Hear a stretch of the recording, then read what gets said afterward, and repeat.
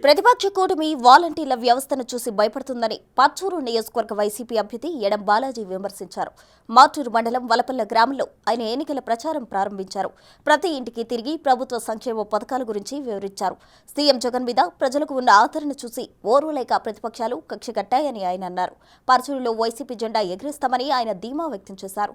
రాబోయే ఎన్నికల్లో భారీ మెజార్టీతో గెలిపించాలని ఆయన ఓటర్లను అభ్యర్థించారు.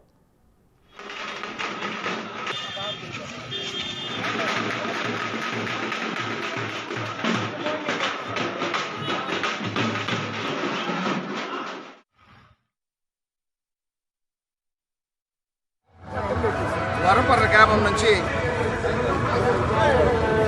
గడప గడప వైఎస్ఆర్ కాంగ్రెస్ పార్టీ ప్రచారం మొదలుపెట్టాము.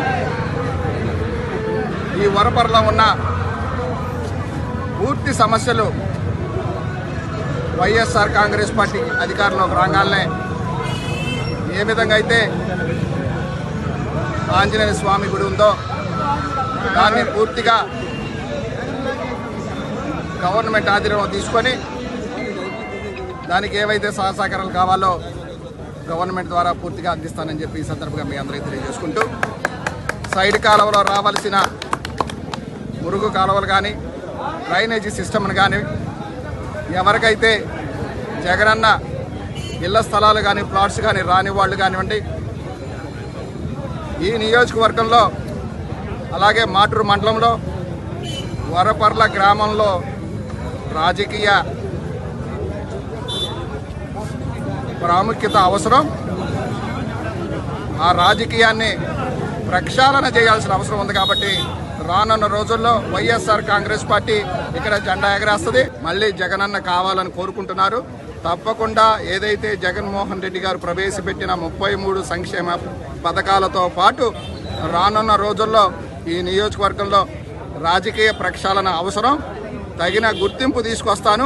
కష్టపడిన ప్రతి కార్యకర్తని గుండెల్లో పెట్టి చూసుకుంటాను. ఎక్కడా అపనమ్మకం లేకుండా నమ్మకంతో ప్రయాణం చేస్తున్నా వారికి అన్నదన్నుగా వెన్నుదన్నుగా అండగా ఉంటానని ఈ సందర్భంగా తెలియజేసుకుంటాను. ప్రజలతో ఏమీ చేయలేక ఒక వాలంటరీ వ్యవస్థను చూసి ప్రతిపక్షాలు ఏ విధంగా భయపడుతున్నాయో మీ అందరికీ తెలుసు. 600 అయినా సరే రానున్నది వైఎస్ఆర్ కాంగ్రెస్ ప్రభుత్వం జగన్మోహన్ రెడ్డి గారి నాయకత్వంలో ఈ వాలంటరీ వ్యవస్థని మరింత బలోపేతం చేస్తాం. తప్పకుండా ఇంకా కొన్ని వాలంటరీని యాడ్ చేసి ఈ నియోజకవర్గంలో పూర్తిగా ఏదైతే నిరుద్యోగ సమస్య ఉందో దాన్ని కూడా ప్రక్షాళన చేస్తామని ఈ సందర్భంగా తెలియజేసుకుంటున్నాం.